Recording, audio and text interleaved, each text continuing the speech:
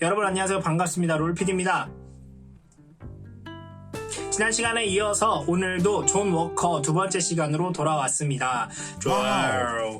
존 워커, 캡틴 아메리카가 되기 위해서 어떤 잘못된 그런 우월주의를 가지고 캡틴 아메리카를 자꾸 까내리려고 했고, 그리고 본인의 의지가 아니라 주변의 상황이나 그리고 뒤에 어떤 계략들이 숨어 있어서 캡틴 아메리카가 되기도 했었던 그 캐릭터 US 에이전트, 바로 존 워커에 대해서 이어서 이야기를 해보도록 하겠습니다. 지난 시간의 마지막 장면은 실드에게 구해져서 강화된 신체를 얻는 장면으로 끝이 났습니다. 그럼 그 장면에서 이어서 바로 다음 이야기 진행해 보도록 하겠습니다. 그럼 같이 가볼까요? 가자! 워커는 갑자기 텍사스에 나타났는데요. 바로 멕시코로 도망가려고 하는 파일 드라이버를 잡기 위해서 그 텍사스에 나타났습니다. 그는 스타스의 리더로서 미국 정부를 대표했고 미국의 이익을 대변하는 국제대표로 활동하고 있었습니다. 워커는 어벤져스와 협력하며 미국 정부를 대표해 주역으로 나섰지만 거친 행동과 우월한 성향 탓에 큰 미움을 받게 됩니다. 여전히 우월한 성향을 가지고 있죠. 워커는 많은 외계인 죄수들이 자유를 위해 자신을 대신해서 싸우도록 설득을 했고요. 크리와 로난을 반대하여 팀을 이끌기도 했습니다. 지구를 흡수하여 에고 더 리빙 플래닛을 무기로 사용하려던 계획을 어벤져스가 막는 동안 워커는 로난을 맡게 됩니다. 엄청 맞아요. 크리가 패배하고 어벤져스는 워커에게 감사를 표하려 했지만 워커는 그들을 완강히 거부했고 질책한 후에 그는 외계인의 위협에 지구가 위험했다는 것을 느끼며 그 자리를 떠납니다. 워커는 자신을 캡틴 아메리카로 불러달라고 요구하며 캡틴 아메리카로서 뉴 인베이더스의 멤버로 합류했습니다. 캡틴 아메리카를 알고 있던 팀원들은 그렇게 하기를 거부했죠. 하지만 그는 현재 세계는 테러리즘과 싸우기 위해 더 강한 미국의 상징을 필요로 한다고 주장했습니다. 역시나 우월주의. 자, 팀원들과 함께 그는 엑시스 문디와 싸우게 됩니다. 휴먼 터치가 죽게 됐고요. 그러고 나서 팀은 와해되었습니다. 존은 초인 등록 법안을 선호했고 캐나다로 파견되어 공식적인 연락책이자 꺼려 했지만 오메가 플라이트의 리더가 됩니다. 퍼플맨을 포함하여 강한 힘을 가진 빌런들이 국경을 넘어 캐나다로 넘어오려 했고요. 레킹 크루도 범죄자로서의 삶을 계속하기 위해 캐나다로 넘어왔고 결국 그들은 그레이트 비스트들을 해방시키게 됩니다. 이 기간 동안 US 에이전트는 가디언을 감시하고 훈련시켜야 하는 책임이 주어졌고 포인터가 실험되고 있다는 것을 발견합니다. 워커는 회복된 것으로 보이는 스칼렛 위치에 의해 마이티 어벤져스라는 새로운 팀에 영입이 됩니다. 거의 그냥 낙하채져 가요. 스칼렛 위치는 실제로 로키가 변장한 것이었고요. 나중에 이 로키와 싸우게 됩니다. 아스가르드에서 노먼 오스번의 블랙옵스 썬더볼츠를 대항한 전투에 보내진 워커는 썬더볼츠의 리더 뉴크에 의해 왼쪽 팔과 다리를 절단당하게 됩니다. 현역에서 은퇴하고 의수를 장착한 워커는 레프트라는 슈퍼빌런 교도소의 교도소장이 되었습니다. 다크 어벤져스를 감옥으로 다시 이송하는 동안 그들의 이송은 중단되었고요. 워커와 팀은 히어로들에 의해 통제되는 다양한 지역들로 나뉘어진 다른 차원의 뉴욕으로 보내졌고 그곳에서 깨어납니다. 존이 기절해 있는 동안 준 코빙턴은 팽크핌을 조종하여 더 높은 뇌 기능을 없애버린 베놈 신비오트와 워커를 결합시킵니다. 신비오트와 결합하면서 워커는 잃어버린 팔과 다리를 회복하게 됩니다. 다크 어벤져스를 이끌게 됐고요. 워커는 뉴욕과 현실에서 무슨 일이 일어났는지 알아내려고 되게 노력을 했는데요. 그들은 에임이 현실의 변화에 배후에 있다는 것을 알게 되었고 포켓 차원을 만들어 여러 시나리오와 포켓 차원에 만들어진 거주자들을 구조하는 것을 시험합니다. 다크 어벤져스는 현실 세계를 통하여 포털을 열었고 거기서 그들은 에임 요원들을 제압했습니다. 임무를 완료하고 다크 어벤져스가 풀려나면서 주는 워커에게 영향을 주어 그들이 더 많은 모험을 할 수 있도록 이끌게 했습니다. 존은 닥터둠의 어벤져스에 합류하였고요. 닥터둠에게 복수하기 위해 라트베리아에 도착한 사악한 스칼렛 위치와 싸우게 됩니다. 어벤져스는 스칼렛 위치와 싸웠고요. 십자포화에 엄청난 폭격이 마을에 엄청나게 부어지는데 그곳에 갇혀있는 마을 사람들을 구하기도 나오기도 했습니다.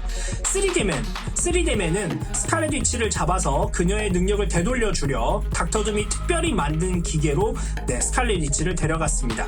스칼렛 위치를 기계에 집어넣은 직후 스칼렛 위치는 당연히 탈출을 했고요. 어벤져스를 거기에 버려두고 둠을 찾기 시작했습니다. 스칼렛 위치의 힘이 기계 안으로 쌓이자 벨러리아 리처즈는 히어로들에게 그들의 일이 끝났다고 알려줍니다. 몇 달이 지나고 나서 존 워커는 다시 미군에 입대했고요. 중동에 알려지지 않는 장소에서 테러리스트의 조직을 파괴하는 임무를 맡고 있었습니다. 그런 임무를 띠고 이제 파견이 되었던 거예요. 테러리스트들을 급습한 이후 그는 미국 상원 의원으로부터 전화를 받게 됩니다. 임무가 끝나고 나서 존은 미국으로 돌아가 킨 인더스트리즈 사장 폴 킨과 텍사스 상원의원 톰 헤럴드를 맨하튼에서 만나게 됩니다. 그들은 존에게 연락한 이유가 샘이 캡틴 아메리카라는 타이틀에 적합하지 않고 캡틴의 방패를 샘 윌슨으로부터 되찾기 위해서라고 말을 해줍니다. 퀸과 헤럴드는 또한 샘이 아메리캅스를 공격하는 것으로 보이는 화면을 존에게 보여줍니다. 존은 개인적으로 샘 윌슨의 정치적 견해에는 동의하지 않았지만 그들이 캡틴 아메리카의 행동에 영향을 미치려는 것을 보고 샘에게 맞서는 것을 거부합니다. 그들은 존과 개인적으로 이야기하자고 요청하는 스티브 로저스에 의해 방해받습니다. 스티브는 존에게 샘이 일에 대한 압박으로 인해 존이 예전에 그랬던 것처럼 통제불능의 상태에 빠질 것 같다고 말을 했고요. 존에게 개인적으로 만나달라고 부탁을 합니다. 그리고 나서 워커는 샘에게 가서 캡의 방패를 건네주라고 말을 하죠. 샘이 거절을 하고요. 둘이 이제 싸우기 시작했고 워커는 자신이 이제 훨씬 컸기 때문에 더 유리한 체격을 가지고 있었기 때문에 싸움할 때 유리하게 작용을 하고 있었죠. 샘은 이제 머리를 써요. 샘은 워커를 어두운 터널로 몰아넣었고 터널에 사는 올빼미들로부터 도움을 받아 존을 물리치고 싸움을 반전시켰습니다. 처음부터 로저스를 하이드라 요원으로 만들기 위해 모든 것이 바뀐 상태였고요. 모든 갈등이 조작되기 시작합니다. 그 다음 주에 존은 시리아에서 임무를 수행하다가 실종되었다는 보도가 나옵니다. 그는 나중에 워싱턴 DC에서 하이드라의 군대와 싸우는 수많은 히어로들 중에 한 명으로 다시 등장하게 됩니다. 로봇 혁명 기간 중에 포스웍스가 다시 활동을 시작했고 워커도 팀에 배치됩니다. 그와 케이크, 워머신, 그리고 모킹버드는 링가레스로 보내졌고요. 그곳에서 그들은 데스록스 군대와 거대한 로봇 울티모와 맞닥뜨리게 됩니다. 모독이 이제 등장을 하는데 모독은 그들이 울티모를 멈출 수 있도록 이제 도왔는데 근데 그는 오직 그의 몸만 통제할 수 있는 상태가 됩니다. 포스웍스 팀은 모독이 울티모와 싸우는 동안 데스록스 제작 방법에 대한 자료 회수를 실패하게 됩니다. 그러자 마리아 힐은 워커를 제외한 모든 사람들을 팀에서 제외시키죠. 워커는 대신 비어있는 드라이브를 힐에게 주었고 링가레스에서 얻은 데스록에 대한 데이터의 파일이라고 말을 합니다. 비어있는 드라이브. 오늘 이렇게 존 워커의 두 번째 시간, 마지막 시간이 끝이 났습니다. 여전히 2021년 정말 열심히 나오고 있어요.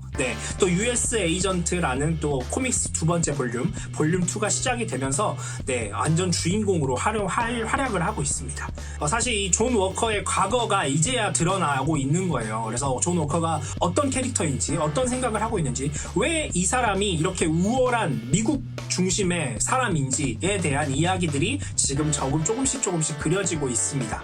사실 3번에 처음 등장을 했죠. 왜냐면 3번의 캐릭터가 있었으니까. 바로 슈퍼 페리어트라는 캐릭터로서는 1986년 캡틴 아메리카 323번에서 처음 등장을 했고요. 그리고 캡틴 아메리카를 잇게 되면서 두 번째 캐릭터가 등장을 하죠. 1987년 캡틴 아메리카 333번에서 등장을 합니다. 그리고 US 에이전트, 자신이 캡틴 아메리카가 이제 어울리지 않는다고 생각해서 US 에이전트로 돌아왔을 때가 1989년 캡틴 아메리카 354번에서 처음 등장을 했습니다. 아까도 말씀드렸던 것처럼 현재 2021년에는 US 에이전트 볼륨 2 4번에서 등장 중입니다. 완전 주인공처럼 활약을 하고 있고 배틀스타 레마 호킨스와 함께 등장하고 있습니다. 앞으로 활용 가능성, 어떤 활용 가치가 굉장히 높은 캐릭터라는 생각이 듭니다.